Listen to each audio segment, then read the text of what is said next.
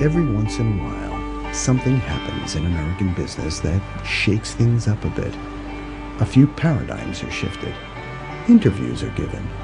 Articles are written.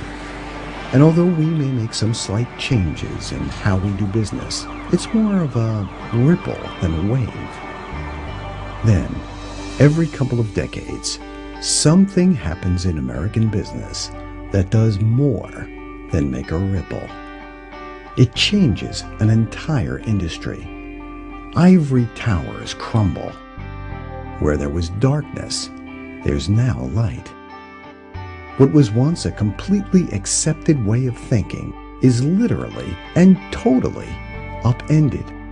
The interesting thing is that all of this force is set into motion by a small band of people with nothing more than a passionate vision and a cause. As a result, the largest industry in the world is forever changed in a way that reverberates through all of American business. These waves are not felt just tomorrow or next week, but they continue to be felt decades into the future. And believe it or not, it all started right here, with a high school football coach and his dreams for righting a wrong and helping the American family. I'm Alexander Berardi, author of Never Offer Your Comb to a Bald Man, and somewhat of a rebel in business myself. I was honored to get the opportunity to sit down with Art Williams and discuss his new book, Coach, the A.L. Williams Story, and talk about some of the stories between the pages and what this project and the memories around it mean to a man who has coached so many men and women on how to truly do it. Art, what's the primary difference between winners and losers? The winners do it, they do it, and do it, and do it, and do it, until the job gets done. And then they talk about how great it is to finally have achieved something unique, and how glad they are that they didn't quit like everybody else, and how wonderful it is to finally be somebody they're proud of, and make a difference with their life. You got my attention now. Tell me a little bit about some of those struggles, about some of those war stories.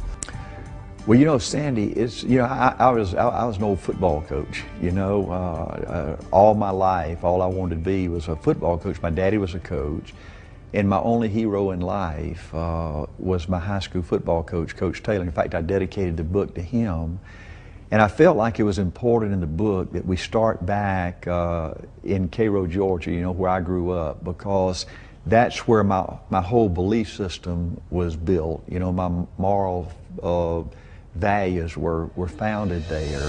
Art, how did you get through the tough times? I think everybody listening to this has their back up against the wall, and it sounds almost trite to say you just got to keep plugging away, but that is what you have to do.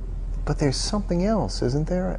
Well, I think Sandy, you've built a successful company, so you know.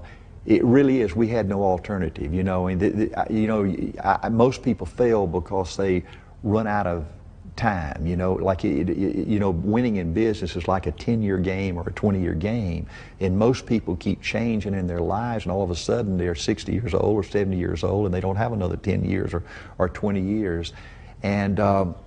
So we were a bunch of people that wanted to be somebody. We wanted to make a difference with our lives. You know, we wanted to do something important for our families. When did you start first getting noticed by Goliath? When did the giant look at you and say, what is this little Fleck trying to do? You know, it's real interesting. It happened back when I was part-time in Columbus, Georgia. I started replacing all these trash value policies, you know.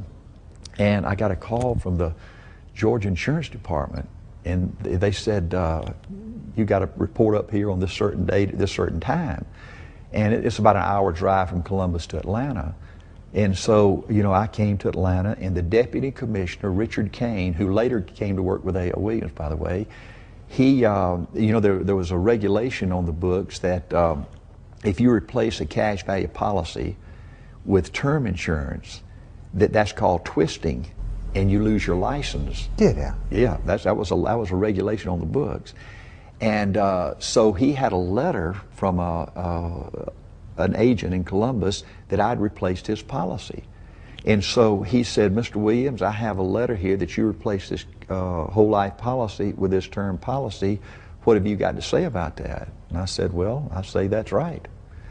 And it shocked him because, you know, he'd never heard it, because, I mean, he never heard anybody admit to something like that, you know? 98% of the people, and we agree on that number. I've done 20 years worth of research on that number, and oddly enough, it doesn't change from country to country. I thought it was just an American thing. Yeah. But that 2%, the difference between that, the 98% seems to chase money like the tail of a runaway dog. Right. And when you do that, you're going to be broke all your life. Exactly right. But if you're doing it for a different reason, like you did, and if you look in history of all the people, like you said, who have changed the course of civilization, you included, it's been because they've done it for something else without any regard for the money. Then the money shows up. Yes, exactly right, Sandy. And one thing that I always emphasized in A.O. Williams is, you know, the money comes after you do something good for people, you know. In fact, we used to have, you know, when I used to be the only person that recruited in A.O. Williams. I recruited everybody in A.O. Williams for a period of time. And buddy, when I recruited you into business, you were a crusader. I mean, we got a mat on together like you can't believe. You know, we were fixing to go bury somebody's butt, you know. I learned how to get after those folks in the wrong colored jerseys coaching, and I brought that competitive spirit, you know, into the company. And I believe the reason I succeeded in this business is because in that 4-month period of time when I was getting my license, nobody ever sat down with me early on and told me how much money you made. And so I came in here to be a crusader. I came in here to correct an injustice, you know. My priorities really, my intentions were honorable and right, you know. And then I found out that that's where all the great fortunes are made. That's where all the great companies are built. You know, you don't do it just for money. If you do it for money, you can't survive. You can't put up with all the crap. The minute you hit that first obstacle, you're going to give up. Absolutely. It has to be more than that. Right. And so I was so passionate about that because I knew what it had done in my life. That everybody I recruited, I made sure they got the religion on the front end. And said, let me tell you something, if you're here for the money, now ain't no sin making a lot of money. You know, I hope you can make a ton of it, okay? But I want you to understand, rule number one is you got to believe with everything that's in you in the goodness and the rightness of what we're all about.